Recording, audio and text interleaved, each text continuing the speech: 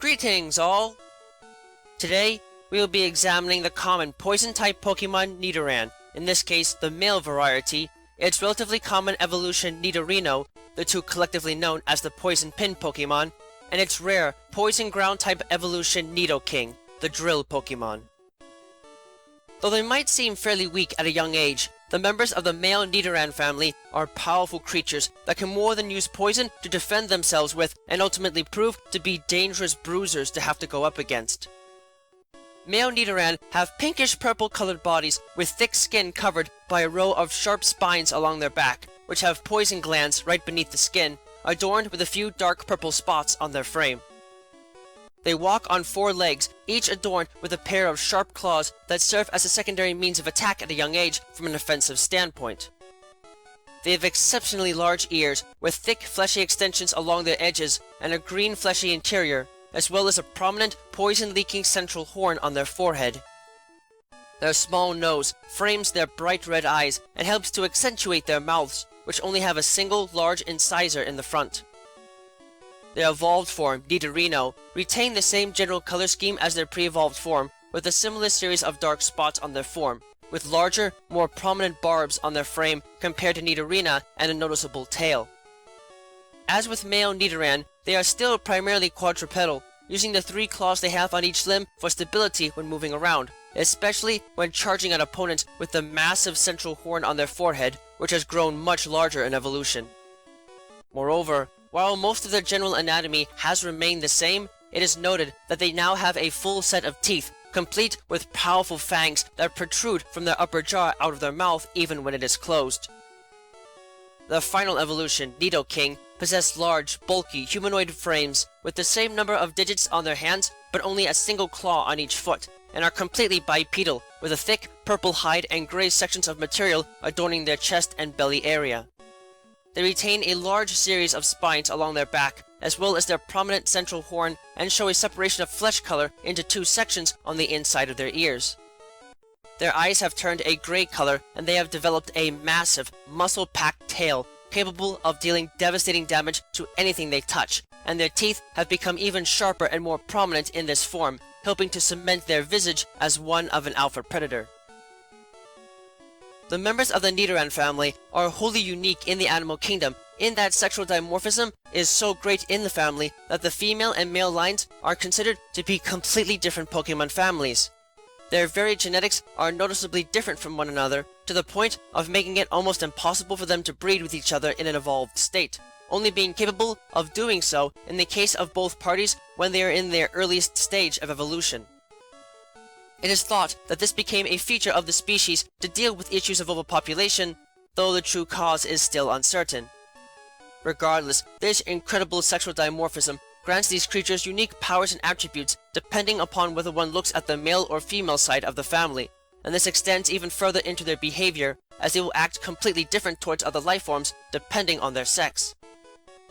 In terms of combat abilities, these creatures possess different base stats depending on the sex, and the moves they learn reflect their different behavioral tendencies and biological capabilities. The one thing that they do have in common is that these creatures are considered to be poison types because they possess barbs and horns on their frame that are connected to a series of poison glands on their body that leak poison from the tips of the pointed structures when they make contact with something harshly.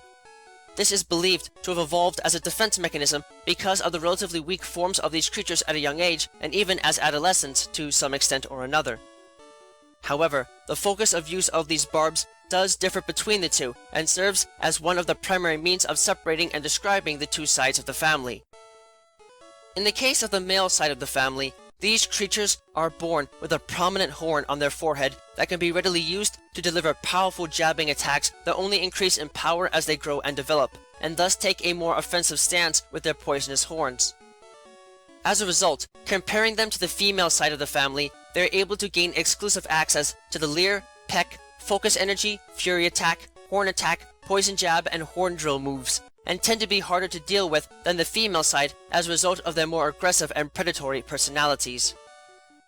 As far as their abilities go, as a consequence of their poisonous horn and barbs and penchant for fighting fiercely against opponents of the opposite sex, these creatures can possess Poison Point and Rivalry as base abilities.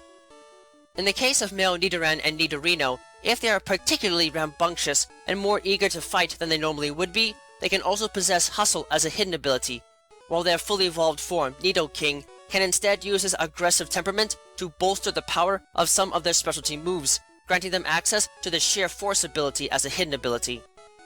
In terms of stats, in the case of Nidoking, while these creatures might not be incredibly large or imposing, they are able to make good use of their powerful bulk to deal and receive damage in battle fairly, possessing slightly higher offensive stats when compared to Nidoqueen.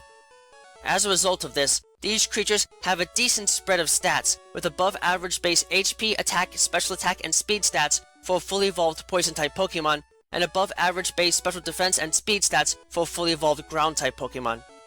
They might not excel greatly in any one stat, but their well-rounded nature nonetheless makes them powerful fighters to contend with, and definitely not worth underestimating even with a type advantage on one side. While they might be on the small size, Male Nidoran are considered to be quite dangerous compared to their female counterpart on account of both their highly aggressive personalities and the large horn that adorns the center of their forehead. These creatures, while not possessing as many barbs on their body as their female counterpart, have them lined up in a row on their back, and while normally retracted, they will stand to attention the moment that these creatures feel threatened, the size of the barbs being proportional to the lethality of their poison. Instead of relying on them for defense, however, these creatures will instead go on the offensive when they feel that they are in danger, charging forward in an attempt to ram the central horn into a target as harshly as possible to trigger a release of lethal poison from the horn, which is shock sensitive, that is capable of killing most small animals with a single drop and causes severe illness in humans. These aggressive tendencies are only made worse by the fact that these creatures are able to analyze their surroundings quite effectively thanks to their enormous ears, which are not only incredibly sensitive, but, more importantly, can be moved to any position thanks to the development of powerful muscles at the base of their ears. This enables Male Nidoran to flap and swivel them around to any angle they desire above the grassy environments they dwell in to pick up sound coming from any direction up to a quarter of a mile away. This as a whole can make these small beasties a pain to deal with even at a young age, and definitely not that safe to be around, making them poor choices for pets and as a whole far more of a threat than their small forms might otherwise suggest. If one thought that Male Nidoran were on the aggressive side, they pale in comparison to their evolved form, Nidorino, which are notorious for their incredibly aggressive and brutal behavior. Once primarily using their horn to fend off predators, these monsters have seen noticeable development in the size of their horns over time, their central one especially, and continue to use it as their primary means of attacking, swinging it wildly and ramming it forcefully into anything that dares to get near them with great force to inject their lethal toxins into opponents.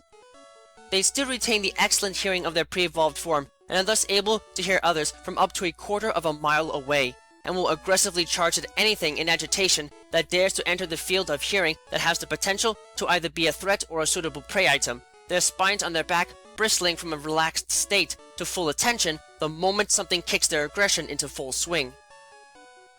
Their considerable agility can make them hard to outrun in many cases, and worse yet, there is little that is capable of deflecting their charging strikes without serious armor, as their central horn has grown strong and dense enough to be harder than diamond, which enables them to use it to punch through hide and many forms of weak armor with ease, reducing the number of Pokemon that can mount a proper defense against their charging strikes.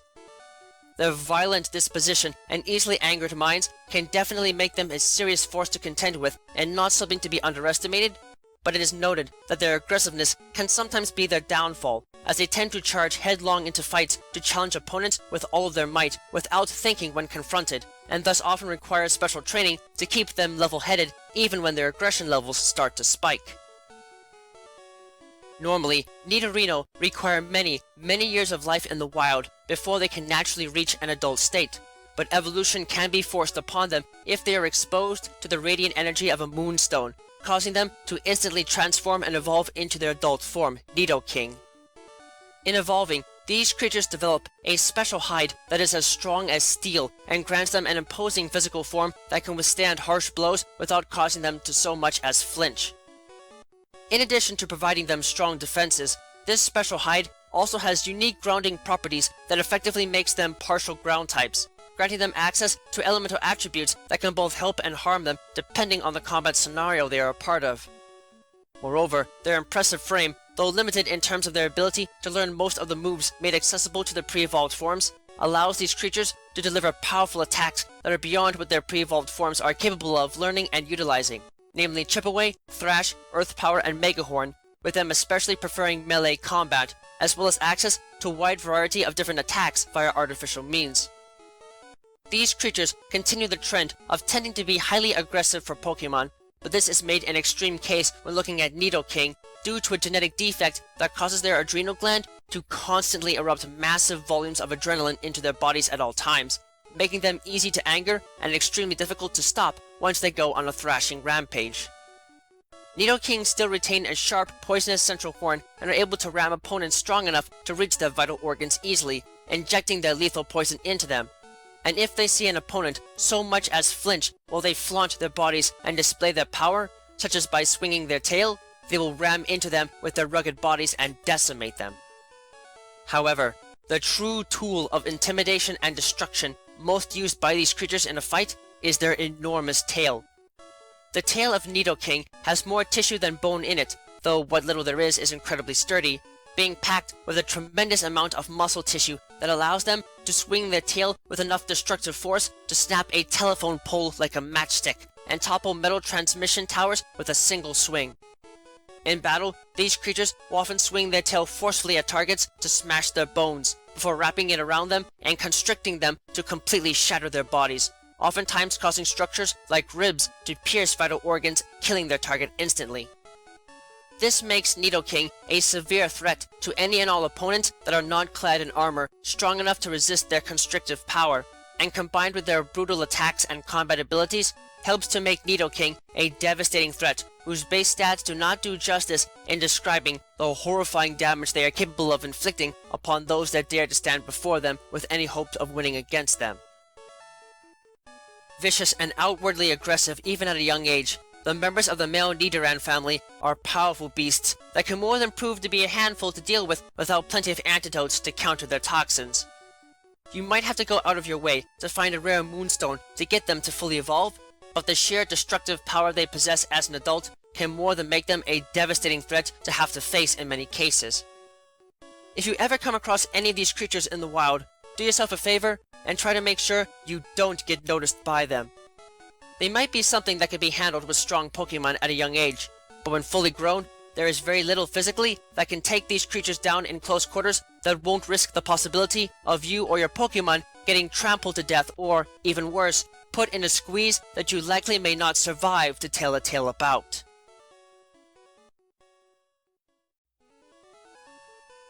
Thank you all for watching this video. It is always an honor to be able to speak with you all on the subject of Pokemon in a way that brings me great joy and happiness in my work. If you would like to keep tabs on past and future work, click that subscribe button, check out my work on DeviantArt, and don't be shy about following me on Twitter, where you can find pertinent announcements on upcoming work before it is officially posted. Links to both can be found in the video description. If you would like to support my work and help Miguel and I continue to produce more content for you and improve upon our presentation, please visit us at my Patreon page, which you can also find a link to in the video description. Yeah, no. With that, I thank you for watching and I wish you well.